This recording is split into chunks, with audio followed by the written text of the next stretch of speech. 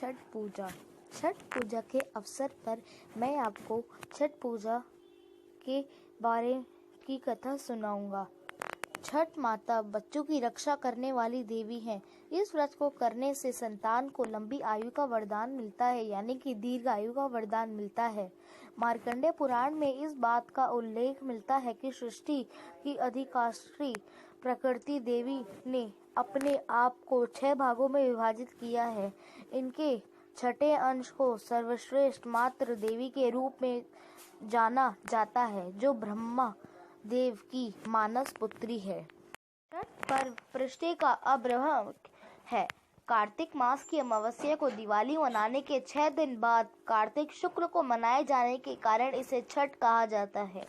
यह 4 दिनों का त्योहार है और इसमें साफ सफाई का खास ध्यान रखा जाता है। इस त्योहार में गलती की कोई जगह नहीं होती।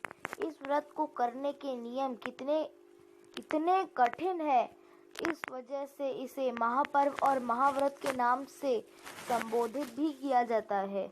अब हम जानते हैं छठी मैया कौन है।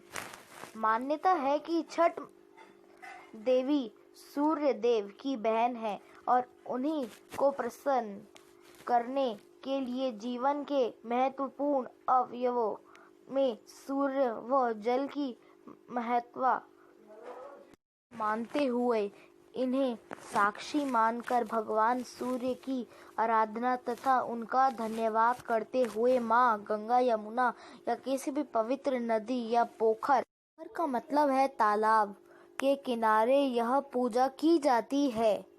छठी मैया का चित्र स्क्रीन पर देखा होगा। जय माता छठी मैया। वो बच्चों की रक्षा करने वाली देवी है छठी मैया। कार्तिक मास के शुक्ल पक्ष की पृष्ठे को इन्हीं देवी की पूजा की जाती है। शिशु के जन्म के 6 दिन बाद इन्हीं देवी की पूजा की जाती है। इनकी प्रार्थना से बच्चे को स्वास्थ्य, सफलता और दीर्घ आयु होने का आशीर्वाद मिलता है।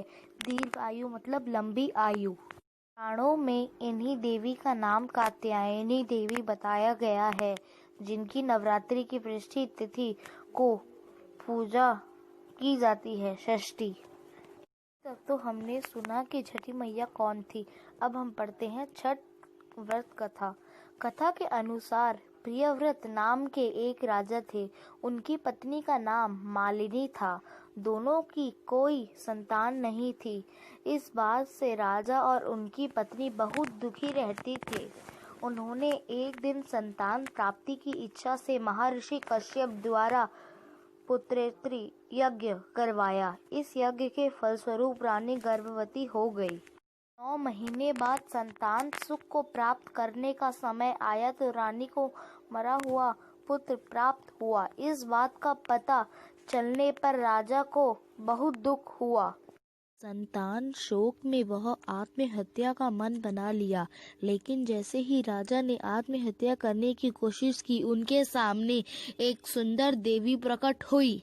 देवी ने राजा को कहा कि मैं षष्ठी देवी हूँ। मैं लोगों को पुत्र का सौभाग्य प्रदान करती हूँ। इसके अलावा जो सच्चे भाव से मेरी पूजा करता है, मैं उसके सभी प्रकार के मनोरथ को पूर्ण कर देती हूँ। यदि तुम मेरी पूजा करोगे तो मैं तुम्हें पुत्र रत्न प्रदान करूंगी। देवी की बातों से प्रभावित होकर राजा ने उनकी आज्ञा का पालन किया। राजा और उनकी पत्नी ने कार्तिक शुक्ल की षष्ठी तिथि के दिन देवी षष्ठी की पूरे विधि विधान से पूजा की। इस पूजा के फलस्वरूप उन्हें एक सुंदर पुत्र की प्राप्ति हुई।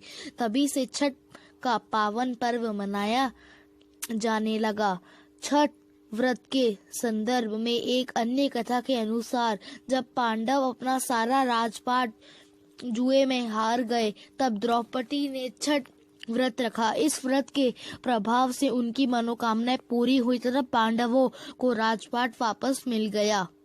इस दिन लोग प्रसाद में गेहूं का ठेकुआ, चावल के लड्डू, खीर, अतरनास यानी कि अनानास, नींबू और कुट्टू एक प्रकार का आटा है जो व्रत में फलाहार यानी कि व्रत में काम आता है। छठी मैया करे हर मुराद पूरी, बाटे घर घर लड्डू। जय छठी मैया। शुभ छठ पूजा। छठ पर्व की आपके और आपके परिवार को हार्दिक शुभकामनाएं। तो बोलो साथ छठी मैया की जय। धन्यवाद। आने से पहले मैं आपको छठ पूजा के नियम भी बताता हूँ। पहला नियम, 4 दिनों की छठ पूजा का व्रत रखने वाले व्यक्ति का पलंग या तखत पर सोने की मनाही होती है। वह जमीन पर चटाई बिछाकर सो सकता है तथा कंबल आदि का प्रयोग कर सकता है। व्रती को चारों दिन नए और साफ वस्त्र पहनना होता है। इसमें भी कई बात का ध्यान दिया जाता है कि वे वस्त्र सिले ना हो। महिलाएं साड़ी और पुरुष धोती पहनते हैं। हालांकि आजकल लोग कोई भी वस्त्र पहनने लेते हैं। व्रत रखने वाले शख्स को मांस, मदिरा, झूठी बातें, काम, क्रोध, लोभ, धूम्रपान आदि का प्रयोग नहीं करना चाहिए।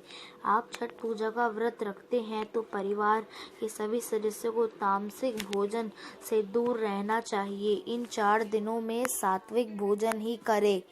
छठ पूजा के व्रत में बांस के सूप का प्रयोग होता है। सूर्य देव की जब संध्या तथा प्रातः काल की पूजा होती है तो उस समय सूप में ही पूजन सामग्री रखकर उनको अर्पित किया जाता है। छठ पूजा में छठी मैया तथा भगवान भास्कर यानी कि सूर्य देव को ठेकुआ तथा कसार चावल के आटे के लड्डू का भोग लगाना चाहिए। छठी मैया की पूजा का व्रत साफ सफाई का है। पहले दिन घर और पूजा स्थल की साफ सफाई की जाती है। घाटों की भी सफाई की जाती है। छठ पूजा में सूर्य देव को अर्घ्य देने के लिए गन्ने का प्रयोग अवश्य करें। इसमें पत्ते वाले गन्ने का उपयोग किया जाता है। छठ पूजा के नियम बहुत कठिन होते हैं, लेकिन अगर हम व्रत करते हैं तो हमें ये कठिन नियम भी पूरे करने होते हैं। जय माता दी। ओम नमः शिवाय। अब मैं आपको श्री सूर्य देव के नाम बताता हूँ। ओम भास्कराय नमः, ओम आदित्याय नमः, ओम दिनकराय नमः, ओम श्री दिवाकराय नमः, ओम श्री सूर्य देवाय नमः। धन्यवाद।